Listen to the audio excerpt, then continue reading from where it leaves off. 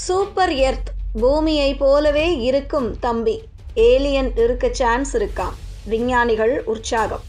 Super earth பூமியை போலவே இருக்கும் தம்பி, ஏலியன் இருக்க சான்ஸ் இருக்காம், விஞ்ஞானிகள் உற்சாகம்.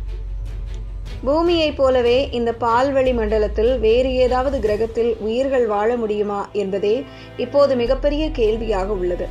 இதற்கிடையே புதிய சூப்பர் எர்த் கிரகத்தை ஆய்வாளர்கள் கண்டுபிடித்துள்ளனர். இந்த புதிய கிரகத்தில் உயிர்கள் வாழ வாய்ப்புகள் மிக அதிகமாக இருக்கலாம் என ஆய்வாளர்கள் சொல்கிறார்கள். பூமிக்கு அருகிலுள்ள நட்சத்திர அமைப்பில் உயிர்கள் வாழ்வதற்கான சாத்தியம் இருக்கக்கூடிய புதிய கிரகத்தை விஞ்ஞானிகள் கண்டுபிடித்துள்ளனர். GJ3378b என பெயரிடப்பட்டுள்ள இந்த கிரகம் பூமியை விட சுமார் 2 மடங்கு பெரிய சூப்பர் எர்த் வகையை சேர்ந்ததாகும்.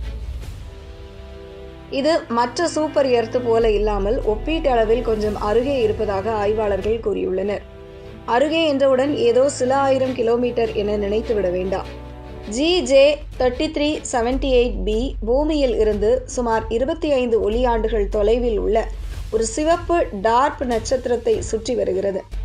ஒளியாண்டு என்றால் நாம் ஒளியின் வேகத்தில் பயணித்தால் எவ்வளவு தூரம் செல்வோமோ அதைதான் குறிக்கிறது.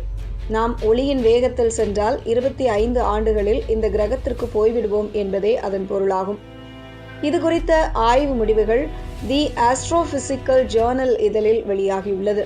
25 ஒளி ஆண்டுகள் என்பது மிகப்பெரிய தூரமாக தோன்றினாலும் பால்வெளி விண்மீன் மண்டலத்தின் விட்டம் சுமார் 1,00,000 ஒளியாண்டுகள் என்பதால் இது பூமிக்கு மிகவும் அருகிலுள்ள கிரகங்களில் ஒன்றாக கருதப்படுகிறது. இந்த கிரகத்தின் மிகப்பெரிய சிறப்பு என்னவென்றால் அது தனது நட்சத்திரத்தில் வாழ்வதற்கு ஏற்ற மண்டலத்தில் அமைந்துள்ளது. அதாவது இந்த பகுதியில் வெப்பநிலை மிகவும் அதிகமாகவோ அல்லது மிகவும் குறைவாகவோ இருக்காது. இதனால் கிரகத்தின் மேற்பரப்பில் திரவ நிலையில் தண்ணீர் இருப்பதற்கான வாய்ப்பு அதிகமாக இருக்கும். உயிர்கள் உருவாக தண்ணீர் மிகவும் முக்கியமான காரணங்களில் ஒன்றாக கருதப்படுகிறது. GJ3378b தனது நட்சத்திரத்திலிருந்து பெறும் வெப்ப கதிர்வீச்சு பூமி சூரியனிடமிருந்து பெறும் வெப்பத்தில் இருந்து சுமார் 90% ஆகும். அதாவது உயிர்கள் வாழ ஏற்ற சூழல் இருக்கக்கூடிய சரியான இடத்தில் இந்த கிரகம் அமைந்துள்ளது.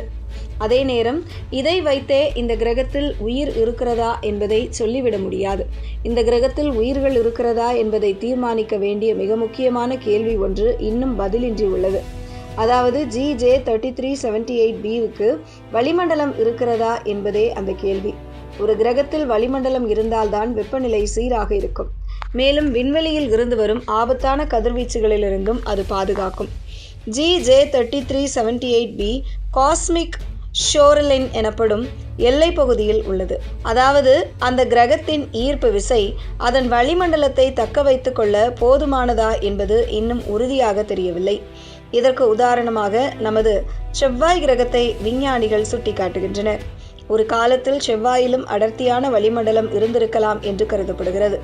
ஆனால் சூரியனில் இருந்து வந்த கதிர்வீச்சால் அந்த வளிமண்டலம் படிப்படியாக அழித்துவிட்டது. இதனால் அந்த கிரகம் இப்போது குளிர்ச்சியான வறண்ட கிரகமாக மாறிவிட்டது. அதேபோல இது தொடக்க நிலை ஆய்வுகளிலேயே உள்ளது. வரும் காலங்களில் இது தொடர்பாக தீவிரமான ஆய்வுகளை மேற்கொள்ளவும் ஆய்வாளர்கள் திட்டமிட்டுள்ளனர். இந்த GJ3378bவில் வளிமண்டலம் இருப்பது உறுதி செய்யப்பட்டால் அங்கு உயிர்கள் தண்ணீர் உள்ளனவா என்ற ஆய்வுகளை தொடங்கவும் ஆய்வாளர்கள் திட்டமிட்டுள்ளனர்.